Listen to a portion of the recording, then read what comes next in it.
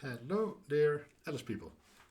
I'm afraid that trying to record this presentation last Friday didn't actually quite work out because I still have to get used to the amount of tweaking you need when you start OBS, this open source software to record stuff, when you have a new setup.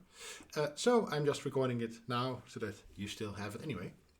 This was part of a symposium with 3 other excellent talks. The last one of these, Content Validity is a Trojan Horse by Piet van Taal, is actually also recorded. So if you check the QR code or the URL there the short DOI is PC6H, short DOI. So if you go to doi.org/PC6H, it resolves to our Open Science Framework repository.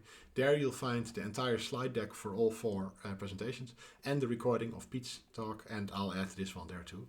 And then maybe Thomas and Maya will also record theirs, and then we have the entire symposium after all. So the idea here was that it's a first look at the results of the Alice study. I know you're all kind of interested in that, but I'll keep that actually very brief. I mostly introduced the concept of the Alice study and the Alice study itself. Also because we don't want to bias you as participants / collaborators, co-authors too much, because it might be useful if we can, without any biases created by this talk, without any impressions of how the results should look, can still code the data independently. So, the idea is the theme of this conference was the future of health psychology. And the idea was that, of course, we want to make societal impact in health psychology. Of course, there are some challenges with this, such as the reproducibility crisis. I guess most of you are familiar with that, but to briefly summarize, it was found that many studies that have been done in the past decades in psychology, if you now repeat them, they don't reproduce. You don't get the same results. About 1/3 was estimated to reproduce by experts, if I remember correctly, or maybe 2/3, but in any case, depressingly a little. And that means that what we learned when we studied psychology and what we currently teach students is not actually all true. What we think is our knowledge base, what fills our textbooks, is partly reliable, but it partly isn't. And that also means that the theories that we have are partly reliable, true, have high verisimilitude, and partly they don't represent how humans work very well at all. So that's somewhat of a problem if you want to make societal impact. It's been argued that this is underlined by the so-called measurement crisis. And the measurement crisis looks at our measurement instruments.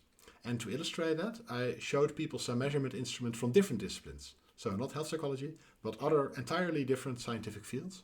And I asked people whether they were able to infer what kind of measurement instrument this was, what it measures, based on just some parts of it. And here, actually, everybody in the room accurately inferred that this measurement instrument measures weight.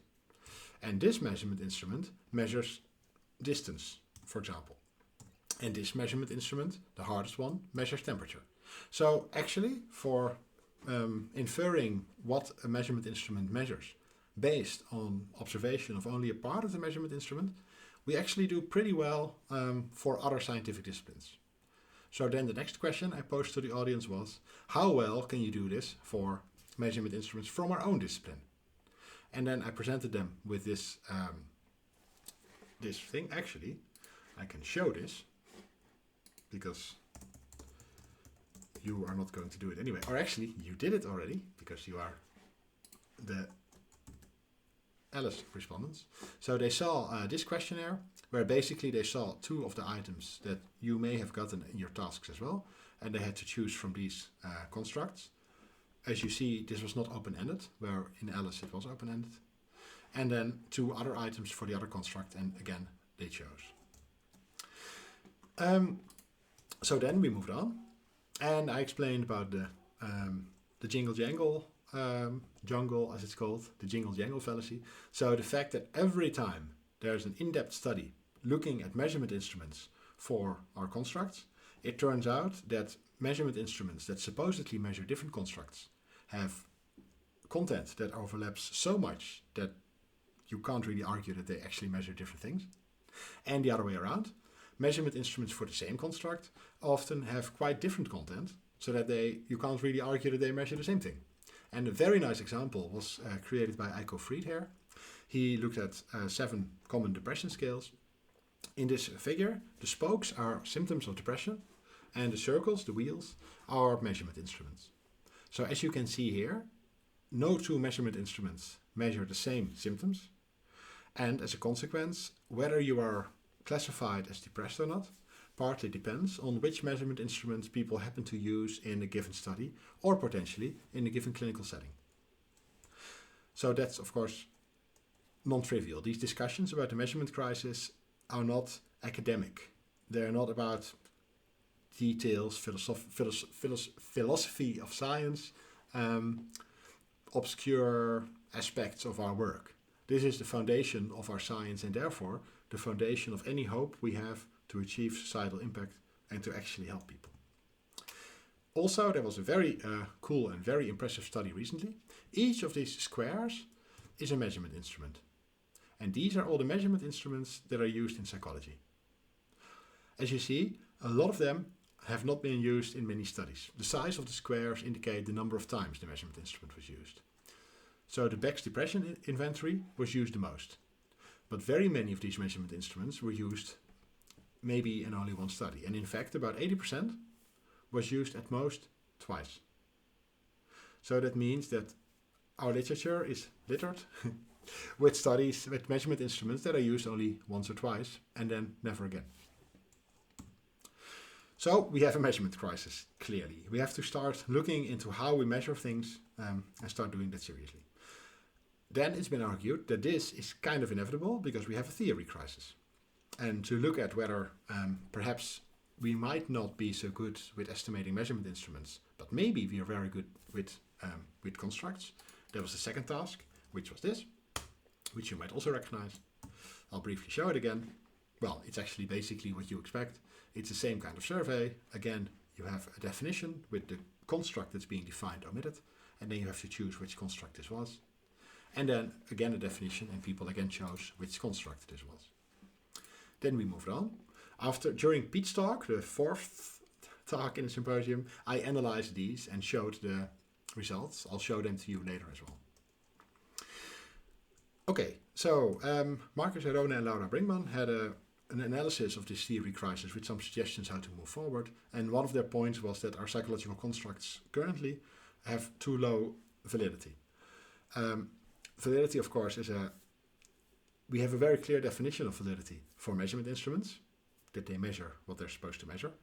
For constructs, that's a bit harder. But basically what they mean is that we have to work on our conceptual clarification. We have to really be very clear what exactly we mean when we describe a bit of the human psyche. It's also been argued that actually not being very clear when you describe bits of the human psyche is strategic. That actually it can be useful to scientists if they're a bit vague, because then nobody can prove you wrong. I think we agree that that's undesirable. Together with Rick, we wrote a paper about the fact that actually, if you look at our construct definitions, they're super, super brief. You also saw that with the 2 examples I showed earlier, and that you actually processed yourself, potentially, depending on which tasks you had. They're super brief, so brief that if anybody wants to use them, you have to actually elaborate them in your mind, potentially in discussions with your research team, but also potentially just one researcher or PhD student does this and then bases the studies and the decisions on this. And this is not actually documented anywhere, which means that if we have 8 studies studying, say, emotional resilience, they might actually not study the same thing at all, because the definition in the literature is super brief. And people, when they think about how to measure it, but also how to design studies and which auxiliary assumptions then come into play, can be very different between those studies. And those more elaborated definitions of emotional resilience that are actually used in the study are not documented anywhere. So we think we have 8 studies of the same thing, but actually we have 8 studies of 8 different things. To solve this, we created a repository, an open source repository that everybody can set up. And we set up one at psycore.one. And there you can post construct definitions. Actually, I can also show that since I'm just behind my own computer now, so I can show anything. So that's this repository, Psycore1, Psychological Construct Repository 1. And there you have an overview of constructs, and every construct has a unique identifier. And as you can see in the bottom left corner, it also creates a unique URL that always resolves to this page, which has the definition, which in this case is the original definition from the literature. Then with instructions how to measure it, instructions how to code a measurement instrument when you do a systematic review, how to code qualitative data, and how to elicit qualitative data about the construct. So we created that to solve that. So our position was pretty much, we have a problem. We don't really know what we're talking about. But apart from looking at the literature and observing there that there's a lot of hidden heterogeneity in construct definitions as they're actually used, we didn't really specifically look at this. And that's where Alice comes in. So Alice was conceived by Talea and me at the EHPS, the European Health Psychology Society conference, I think about 1.5 years, almost 2 years ago. And the idea was that we want to see how much hidden heterogeneity there is in the minds of researchers, in the minds of people who study these psychological constructs. In other words, you could say that we study whether we know what we're talking about as a field, not as individuals, but as a field. Whether, just like we are very capable to recognize measurement instruments from other fields, can we do that with our own field as well? So we have tasks, you probably recognize these, and the idea was to invite participants / collaborators / co-authors / you to label the constructs and to provide an extensive definition. And well, this was what was in the task, to guide people to actually creating a comprehensive definition.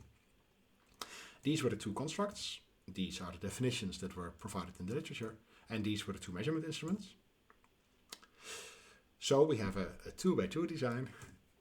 And for cognitive reappraisal, when presented with the definition, 11 people, so this is you guys, the Alice participants, 11 people had a label, because I only coded the labels so far for the reasons I mentioned earlier, had a label that basically said reappraisal, any kind of reappraisal, and 7 people gave another label. For emotional resilience, 13 people gave resilience, and only 4 people gave something else. So that seems quite good. When you look at the measurement instruments, 7 people correctly labeled the measurement instrument for cognitive reappraisal as something reappraisal-like. 8 people didn't. And for emotional resilience, it's exactly the opposite pattern. Almost nobody had the idea that these items measure emotional resilience. Again, I only coded the labels so far. I expect that if we start looking at the descriptions, we'll find much more interesting patterns, because then we can also start looking at what people do think these things are. So these are some marginal results. Marginal in the sense that they are summed over columns and rows. So in the margins, not marginal because they are marginalized. So those were the results of this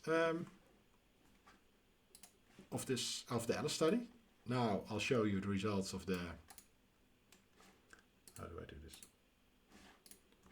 The results of the audience task. Those were like this. So this is a heat map showing the 4 tasks. So the 2 constructs and the 2 stimuli, either definitions or items, and all the answer options that were presented in these surveys. And here you see what you'd expect if everybody would be as good at inferring our constructs from items and definitions for our own field as we are from inferring measurement instruments from other fields. So that everybody would correctly answer cognitive reappraisal and everybody would correctly answer emotional resilience. This is how the ARPH audience performed. So you see that there is some room for improvement here, and there is actually quite some heterogeneity in what people think is being measured or defined here. Okay, so that was this little presentation. I hope you enjoyed this little recording. And soon Talea and me will schedule something to discuss next steps, and we'll try to find a time slot, or maybe we'll do it twice, that works for everybody in all time zones. Maybe we should start with asking in WhatsApp which time zone everybody's in. Thank you very much, and see you soon.